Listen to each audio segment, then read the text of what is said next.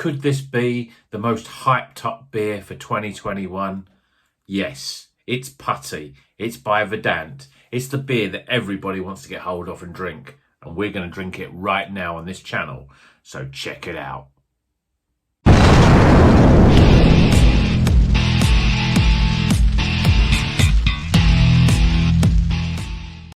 Welcome back to Rocker's Beer Review. Today we're going to be reviewing something that I've been looking forward to for a while. This is a Putty by Verdant. It is a double IPA and it is basically one of their yearly brewed beers. So every year since 2017 they have brewed this every year.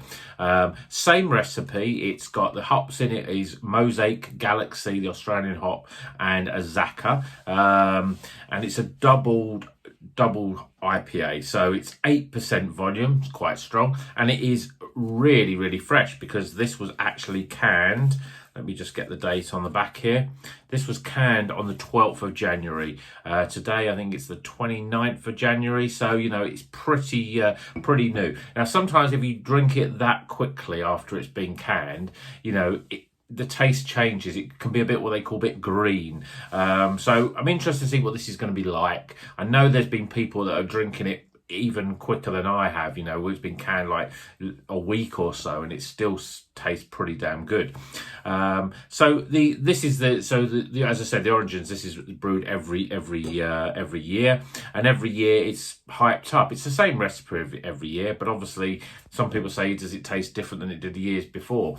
It's quite difficult to sort of say that, because even now when I think of beers that I've had, I think this is fantastic beer, but then if I'd reviewed it 3 or 4 months before then, you know, is it as good as the other beers I reviewed back then? You know, you drink so much beer and there's so much really good beer coming out that it's really difficult to sort of judge this.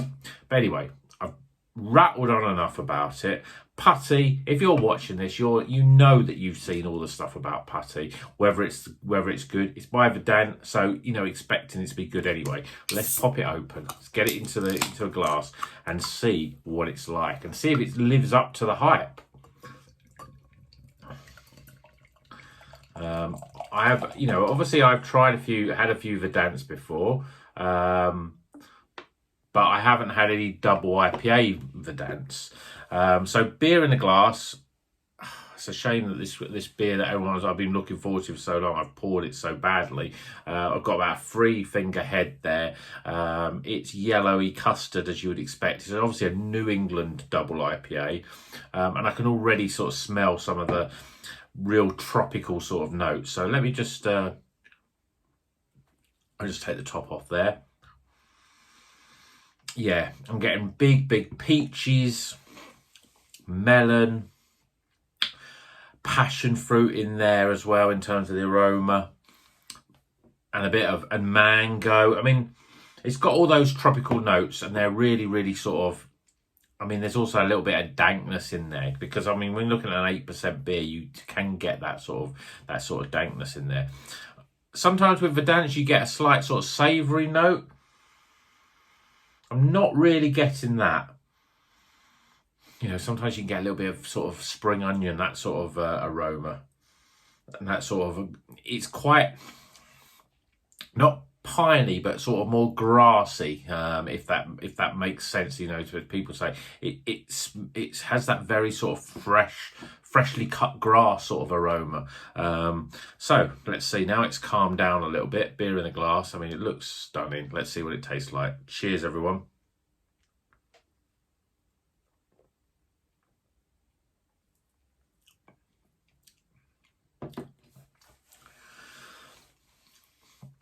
Quite low levels of carbonation, but it's not as creamy as probably I had expectations of it being, especially being a double IPA. I'd say it's light to medium in terms of its body, but it does make it, you know, very drinkable. It certainly goes down pretty smoothly. Flavours wise, yeah, I'm getting big hits of mango. Mango is very dominant really in the flavour. There's a little bit of peach in there. There's a passion fruit sort of flavour going through it as well, that gives it a slight sort of, I always find with passion fruit, it almost has a slight orangey sort of flavour, not quite orange, but in that sort of moving more towards that than the sort of very tropical pineapple and mango. So it's got passion fruit. The pineapple is there, but it's not big sweet. You know, we had a very sort of Australian hopped beer which had Galaxy in it, and the pineapple was big and it was sweet sort of pineapple. This is not sweet. I wouldn't say it was overly sweet.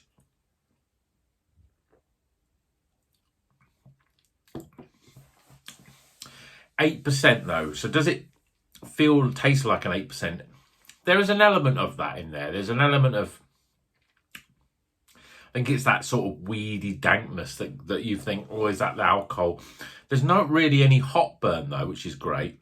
And there's just a slight warmth, just to let you know that you're not drinking a 4.5% pale ale here. You know that there's a bit of strength there. But it doesn't taste, overly strong at all. It's quite mellow, in fact. Is it the best beer money can buy up? I don't think it is. I think like anything that's overhyped, it never's going to live up to that reputation. And there's people that are saying that there's another double IPA called Alan by Verdant that's better. And they're also doing one, a 20 Watt Moon, which was an IPA, and now they're doing that as a double IPA. And I'm hearing good things about that as well. Verdant make good beer. The water quality is always very, very good, and that makes it nice and soft.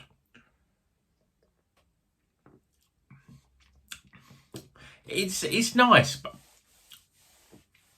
it doesn't give that. I think when you get to double IPA, you don't get that refreshingness about it. There's that chewy sort of flavour that you can really taste. And it's like, some of the double IPAs that I've had from Polly's, for example, similar. The Acapella, which I remember we did when we did the Polly showcase last year, was a very good double IPA. And I'd almost say I still think that I remember that being slightly better, because you can tell there's a sort of a real earthy dankness in this beer that doesn't make the sort of those sort of hops really shine as much. Doesn't give that sort of real fresh fruit refreshingness that I like from a beer sort of thing. But this is a sort of one where, yes, you can sit and drink it. I mean, I've had it pretty cold, and I think it works well being cold. It's nice. It's a real tasty beer. You can there's plenty to get your taste buds around. But I'm getting a little bit more of a sort of burn there. And again, maybe give it a couple of months and this beer would be a lot better.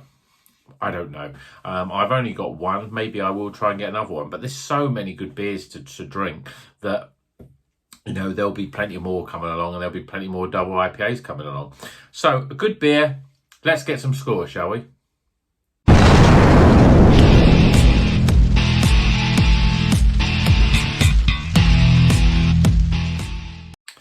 Okay, the scores are in for Verdant's Putty, a double IPA, double New England IPA, I should say, coming in at 8% in a 440ml can, and it has Mosaic, Galaxy, and Zaka hops in it.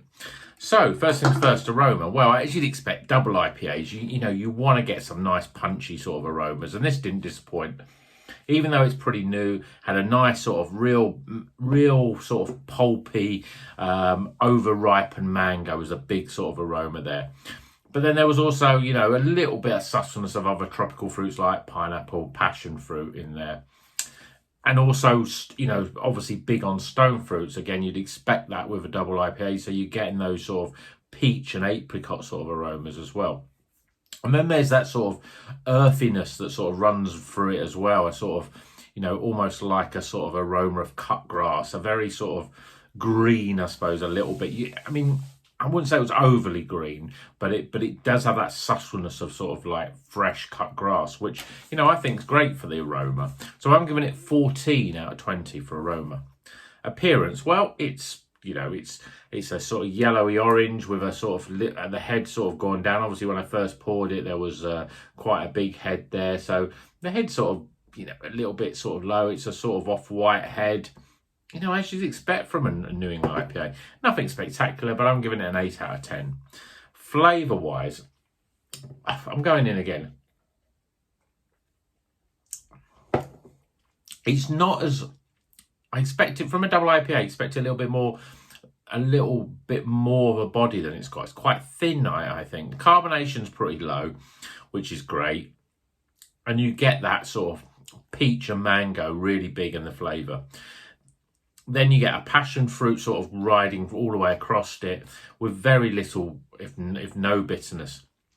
Hop burn, a little bit, but very little. I've had a lot of double IPAs that hop burn is much greater, and I've had others that, you know, that don't even taste like they're, you know, don't even have that double IPA sort of flavour. But this is, you know that you're drinking something a bit stronger. I wouldn't say there was much. There's a little bit of warmth, but I wouldn't say that the alcohol burn is really sort of really prevalent in the flavour. It's nicely balanced. But I think I've had the better double IPAs.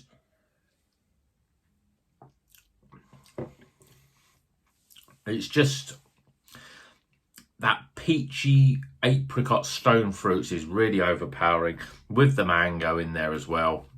It's nothing that I haven't tasted before through Polly's, and, you know, I'm thinking what other double IPAs I've had. Polly's, Pressure Drop, Malt Garden, we had double IPAs. You know, it has similar, but there's nothing that really sort of jumps out to make it special. But it's certainly good, so I'm going to get 34 for flavour. Value for money. Well, I paid over £7 for this can. That's a lot of money to spend on a 440ml can of beer, I think. So value, yes, it's 8%, and yeah, there's some great hops in there as well. We've got USA and Australian hops. But I can't give it that high, so I'm giving it a 6 for value because it was £7. I've seen some places selling it for £8, so it's not the cheapest. And I think the hype level has made it more expensive because there'll be a limited run, and when they go on, they go on. So overall experience, though, I mean, it's a really nice beer. I mean, you can't get away from the fact that it's a hyped beer and you have that higher expectations. Would I drink it again? Yeah, I'll try it next year and see if I can remember whether it was as good as this year. I mean, or whether it was better. I don't think there'd be huge amounts of difference. I think it's all about, you know, when you drink it, how late that you drink it from when it's canned. You know, you might drink this in 3 months' time. If they're still available on the shelves, which it probably won't be, but if someone holds it for that long, it could be an absolute spectacular beer. It doesn't taste as green as they would say for something that's as fresh as this. I don't think I've drank a beer that's, you know, within 3 weeks of it being canned. So that's quite rare. So I wouldn't drink it again, but I would recommend it because I think everyone's got to try it. And it's, you know, but is it that much different than a lot of double IPAs? There's nothing that jumps out and makes it, give it that X factor in terms of its flavour. I do like Galaxy hops though, which is obviously big. I'm really starting to come around to these Australian hops, the Galaxies, the Enigmas and those sort of things. And it does give that nice flavour. What could make this better? Maybe it just needs another month because there's that sort of earthy dankness that's in there. But I don't think I've reviewed a double IPA without saying that. Because when you get those stone fruits, that's the sort of flavours that you're getting. You're not getting some people are saying it's a bit sweet. I don't get any sweetness at all. I don't think it's overly sweet. The pineapple is not really as big in this, which you would probably expect a little bit more pineapple, but not so much. So I've got to admit, I'm going through now. I think the 8% is starting to affect me now. It's a great beer, and I've given it 14 though for my overall experience. Would I want to drink again? Probably not, but I would recommend it to others because I think as a double IPA, it's a pretty good one. So tighten those scores up, we're getting a 76. So it's a recommended beer. It's a White Snake beer, and at 8%, you've got to slide this one in slow and easy. And until the next one, keep on rocking.